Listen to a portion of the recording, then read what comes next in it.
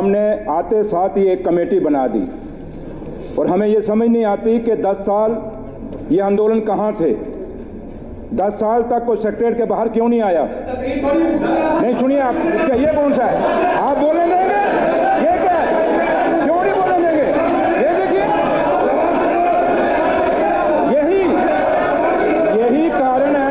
ये आप करवा रहे हैं, ये आपका एटीट्यूड दिखा रहा है कि आप करा रहे हैं, ये आप करवा रहे हैं। ये डेलीगेटरों को रोज आप बुलाते हैं ताकि मीडिया आपको कवर करे, नहीं कवरेज होगी। 10 साल का हिसाब आपको देना होगा। डेलीगेटरों को 10 साल आपकी हुकूमत थी, क्यों नहीं पता किया?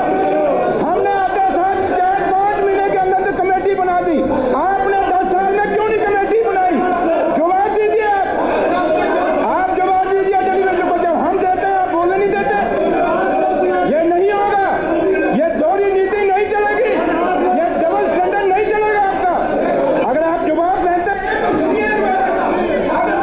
दे रहे, सच्चाई बोलने से क्यों रोक रहे हैं आप? बोलने दीजिए, ये नहीं होगा। आपने 10 साल किया कुछ नहीं, हमने 5 साल में कमेटी बना दी, ये नहीं होगा।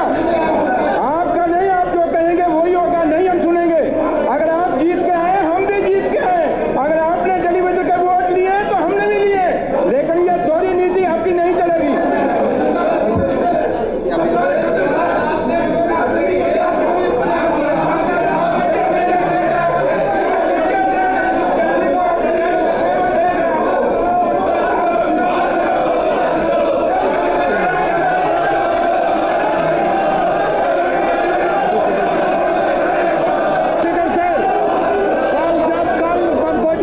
पूछा गया, सवाल किया प्रेस वालों ने कि भाई इनके बारे में, टेलीविजन के बारे में आपने परमानेंट क्यों नहीं किया?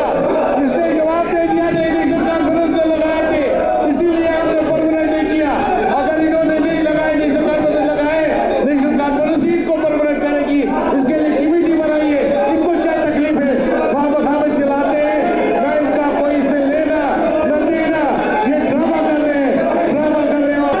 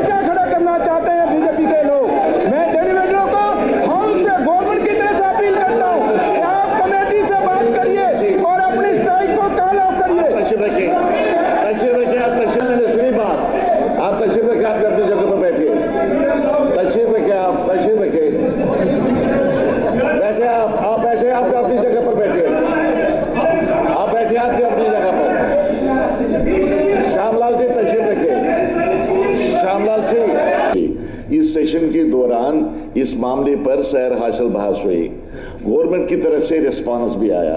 एक कमेटी का इनेकाद पहले ही हुआ है। अब बात करनी है, मुझे इससे इत्तेफाक है, बात करनी चाहिए तो कर लो ना उस कमेटी के साथ जो कमेटी सरकार ने बनाई है। और कौन सी कमेटी आएगी बात करने के लिए? अब सुन लीजिए मेरी बात, और आसमान से कोई कमेटी आएगी नहीं। एक कमेटी जो बनी है उसके सामने जो मुलाजिमों के नुमाइंदे हैं, आप सुनिए मेरी बात, सुन लीजिए, आप सुनिए मेरी बात, जो भी नुमाइंदे हैं इन डेलीवेजर्स के, हम सबको इनके साथ हमदर्दी है, मुझे भी है और सबको है। जो नुमाइंदे हैं वो कमेटी के सामने पेश हो जाए, अपनी बात उनको कह दें, उनका मसला क्या है, हल निकालने की हम कोशिश करेंगे। नाराबाजी से मसला हल नहीं होगा, ना इधर से ना इधर से। मेरी मौजूदाना गुजारिश है मुझे गुजारिश है आपसे कि बहुत हुआ, आपने भी नारे दिए, उन्होंने जवाबी नारे दे दिए, अब लोग हमारी तरफ देख रहे हैं। हम यहाँ पर लोगों के मसाइल हल करने के लिए आए हैं। इस तरह से वक्त ऐवान का वक्त, ये ठीक है, रजिस्टर हो गया आपका पॉइंट, आपका भी रजिस्टर हो गया और इनकी बातें भी रजिस्टर हो गई।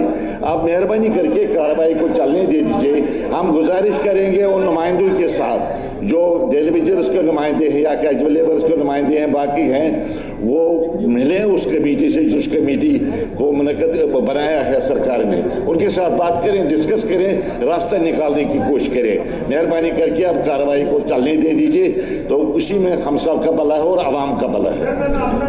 बस हमें पूरा इत्मीनान है चेयर का, लेकिन सरकार को सरकार की तरह बिहेव करना चाहिए। हर चीज को वो ट्रांसफर कर देते हैं।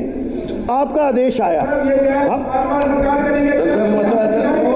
Have a patience, have a patience, have a patience.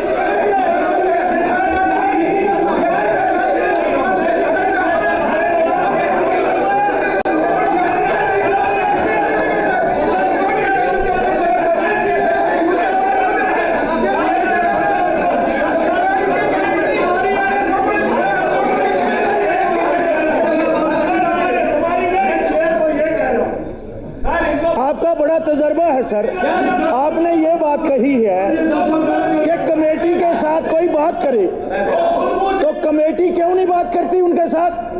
और ऑनरेबल चीफ मिनिस्टर जब सदन में विराजमान है तो कमेटी को डायरेक्शन क्यों नहीं देते कि इमीडिएटली जो चीफ सेक्रेटरी इन्होंने कमेटी बनाई है कि उनको एंगेज करे, उनके साथ बात करे।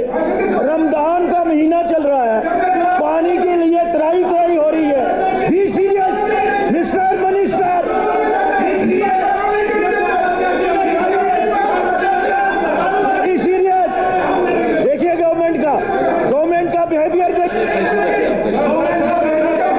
ये बोलने नहीं देते और ये अपनी बात सुनाते हैं, लेक्चर देते हैं रोज।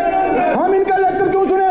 जब हम बोल रहे हैं, सरकार जवाब दे रही है, तो नहीं मुझे बोलने दिया, नहीं बोलने दिया, तो इनके क्यों सुनेंगे सर? आप तशरीफ क्या बात